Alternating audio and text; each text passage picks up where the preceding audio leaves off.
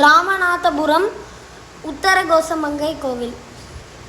இங்கே ஒரு அக்னி தீர்த்தம் இருக்குது. இது என்ன ஐதீகம்னா, சிவன் ஒரே ஒரு முக்கியமான ஸ்கிரிப்சரை 1000 ரிஷி இருக்கிற ஒரே ஒரு கூட்டத்துக்கு கொடுத்தாராம். இந்த சேஜஸ் கிட்ட கொடுத்த உடனே ராவணன் இது எல்லாத்தையும் கைப்பற்றணும் அப்படின்னு சொல்லிட்டு அந்த சேஜஸ் கிட்ட அவங்கள த்ரெட்டன் பண்ணி அந்த அந்த ஸ்கிரிப்சரை வாங்க பார்த்தாங்கன்னா, அதே நேரத்தில் அவங்களோட ஒரே ஒரு குட்டி குழந்தைய தொட பார்த்தாங்களாம். இது பார்த்த கோபம் அடைஞ்ச சிவன் அக்னியை வெளிப்படுத்தினாராம். அதில் அவ்வளோ ஹாட்டாக இருந்ததுனால அவங்க எல்லாரும் சுட சுட சுட சுட இருக்கிறதால அவங்க இந்த அக்னி தீர்த்தத்தில் 1000 பேரும் உள்ள அந்த அந்த குட்டி தீர்த்தத்தில் 1000 பேரும் உள்ள போனாங்க.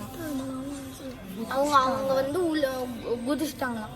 அப்போ என்ன ஆகுமா, இந்த ஸ்கிரிப்சரை சிவன் மாணிக்க வாசகர் தான் இங்கே இந்த ஸ்கிரிப்சரை ராவணங்கிட்டே வாங்கி இந்த அக்னியை கூல் டவுன் பண்ணி இது எல்லாத்தையும் பண்ணது மாணிக்க வாசகர் தான். அதனால ஒரே ஒரு ஸ்பெஷல் சன்னதி இருக்குது மாணிக்க வாசகருக்கு.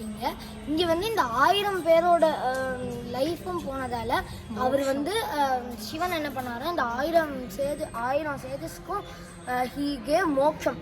அவர் அவர்கிட்ட இந்த என்னோட ஸ்கிரிப்சர்ஸ்க்காக you gave your life, so I will take you to moksha அப்படின்னு சொல்லிட்டு எடுத்துகிட்டு போனாங்க. இந்த 1000 பேருக்கு நினைவாக இங்கே ஒரே ஒரு ஸ்பெஷல் சன்னதி இருக்குது. இந்த இடத்துல சஹஸ்ரலிங்கம் ரொம்ப ஸ்பெஷல்.